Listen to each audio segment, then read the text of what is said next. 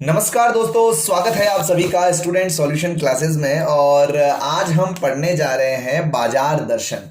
जी हाँ, बाजार दर्शन की इस ऑडियो सीरीज में आपका स्वागत है। हम यहाँ पर जैनेंद्र जी के द्वारा लिखा जो बाजार दर्शन है उसके सारांश को यहाँ पर कुछ बिंदुओं में बांटते हुए समझेंगे। तो आइए शुरू करते हैं। बाजार दर्शन शीर्षक, सबसे पहले देखो शीर्षक बहुत महत्वपूर्ण होता है, इसलिए बाजार दर्शन शीर्षक निबंध में जैनेंद्र कुमार ने बाजार के सदुपयोग और दुरुपयोग के साथ उसके प्रभाव का विश्लेषण किया है। इसका सार देखिए कैसा है। पहला बिंदु, मित्र द्वारा सामान खरीदना। पूरे पाठ को हम कुछ बिंदुओं में बांटकर यहां पर पढ़ने वाले हैं। तो पहला जो पाठ में जो पहला पैराग्राफ है वो ये है कि मित्र द्वारा सामान खरीदना। एक बार लेखक के एक मित्र बाजार में मामूली चीज खरीदने गए, परंतु लौटे तो साथ में बहुत से बंडल ले आए। पूछने पर उन्होंने बताया कि यह सब पत्नी खरीद कर लाई है। लेखक बताता है कि सभी पुरुष इस मामले में पत्नी की ओट लेते हैं। वस्तुतः पैसा पावर है और बाजार में प्रत्येक सामान इसी पावर से खरीदा जाता है। इससे जेब भी खाली हो जाती है। फिर दूसरे बिंदु में ये बाजार के आकर्षण को बताते हैं कि लोग बाजार की सजावट, व्यापारियों के आग्रह आदि के कारण फालतू सामान भी खरीद लाते हैं। जो सामान किसी उपयोग का नहीं है उस सामान को भी खरीद लाते हैं।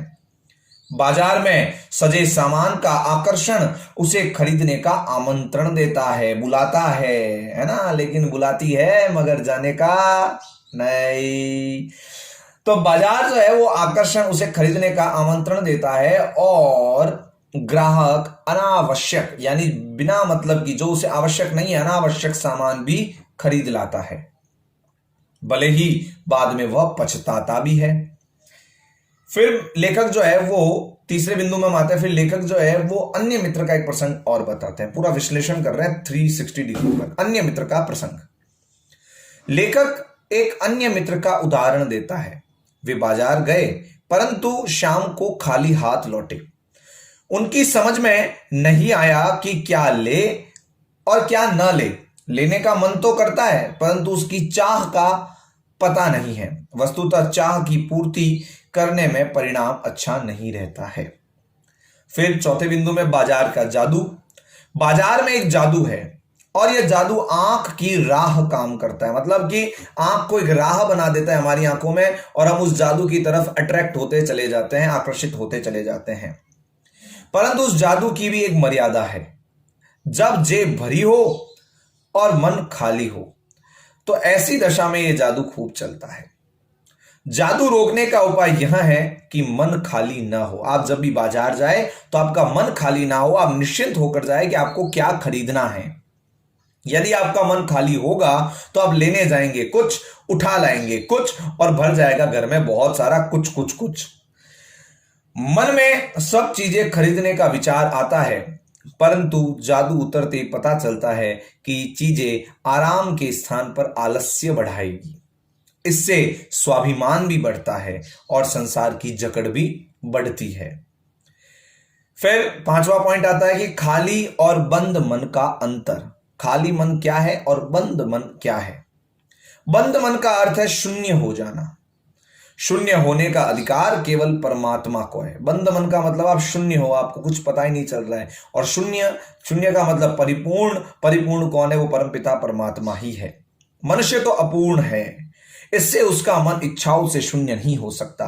हर व्यक्ति के मन में कोई ना कोई इच्छा हर समय जागृत रहती है, उसका मन बंद नहीं रह सकता। अतः मन को बलात् रोकने या मन की बात न सुनने की अपेक्षा हमें उसकी बात सुननी चाहिए। उसे मनमाने की छूट नहीं देनी चाहिए। हमें मन की बात तो सुननी चाहिए, लेकिन अपने मन पर अपना नियंत्रण होना चाहिए। हम भाव शून्य नहीं हो सकते। हम ऐसा नहीं है कि हमारे मन में कोई बात ही ना आए, यह संभव है ही नहीं, क्योंकि मनुष्य जो है वो एक सामाजिक प्राणी है और उसके मन में इच्छाएं अवश्य रूप से आएगी ही आएगी। फिर लेखक छठे पॉइंट में आते हैं और छठे पॉइंट में लेखक जो है वो भगत जी का उदाहरण देते हैं। लेखक पड़ोस में रहने वाले एक भगत जी का उदाहरण देता है। वे चूरन बेचते हैं। वे इस काम में प्रतिदिन 6 आने से ज्यादा नहीं कमाते हैं। वे नियत समय पर पेटी लेकर चूरन बेचने आते हैं और 6 आने की कमाई होते ही बाकी चूरन बच्चों में मुफ्त बांट देते हैं। इस तरह भगत जी पर बाजार का जादू नहीं चलता है। भगत जी एक ऐसे संत आदमी हैं, एक ऐसे व्यक्ति है जो लाभांश की तरफ उनका ध्यान बिल्कुल भी नहीं है। वे आवश्यकता जितनी है उतना कमाते हैं और बाकी अगर कुछ अतिरिक्त है, कुछ एक्स्ट्रा है तो वो लोगों में बांट देते हैं। फिर 7वां बिंदु आता है पैसे की व्यंग्य शक्ति। पैसे में व्यंग्य देखिए कितना है। लेखक बताता है कि पैसे की व्यंग्य शक्ति दारुण होती है। दारुण मतलब बहुत ही मन को बड़ी रोने वाली स्थिति में वाली कर देता है, दारुण स्थिति होती है। लेखक अपना एक उदाहरण बताता है कि मैं जब पैदल चल रहा था तो पास में एक गाड़ी गुजरी धूल उड़ाते हुई और वह ऐसे लगा कि वह गाड़ी मुझ पर व्यंग्य कर रही है और वह कह रही है कि तुमने मेरे जैसे मोटर वाले माँ बाप के घर जन्म क्यों नहीं लिया।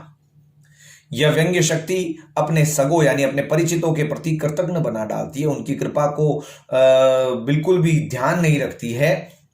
परंतु उस चूरन वाले भगत जी के सामने ऐसी कोई व्यंग्य शक्ति नहीं चलती। उनके सामने से बड़ी भारी गाड़ी निकल जाए, अमीरों के बड़े बड़े बिल्डिंग्स जो है, बड़े बड़े महल निकल जाए, लेकिन भगत जी का लक्ष्य निश्चित है।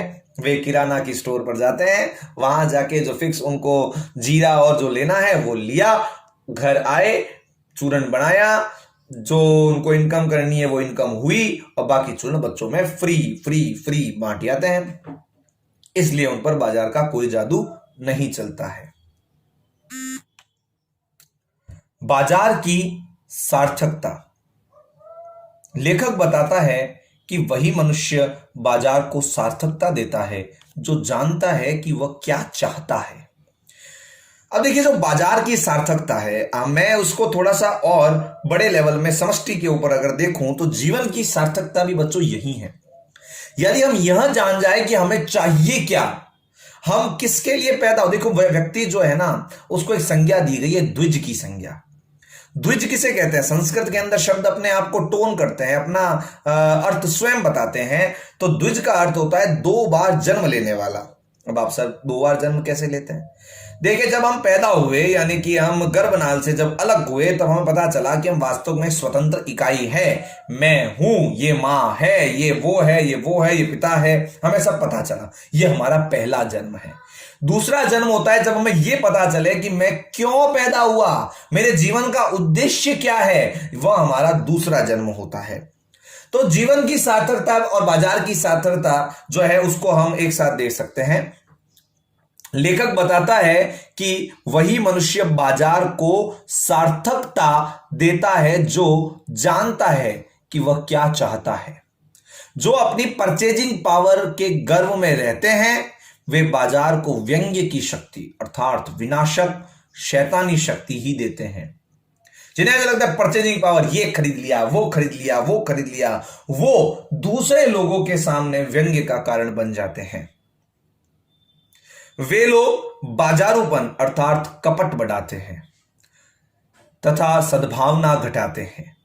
ऐसे बाजार मानवता के लिए विडंबना है और ऐसे बाजार का पोषण करने वाला अर्थशास्त्र सरासर औंधा, मायावी, अनीति वाला शास्त्र है। तो विद्यार्थियों, यह था जैनेन्द्र कुमार जी द्वारा लिखा मनोवैज्ञानिक निबंध बाजार दर्शन। इस बाजार दर्शन को हमने बिंदुवार यहां पर समझा, तो मैं आशा करता हूं कि आपको यह बहुत ही बेहतरीन तरीके से समझ में आया होगा। तो थैंक यू फॉर वॉचिंग।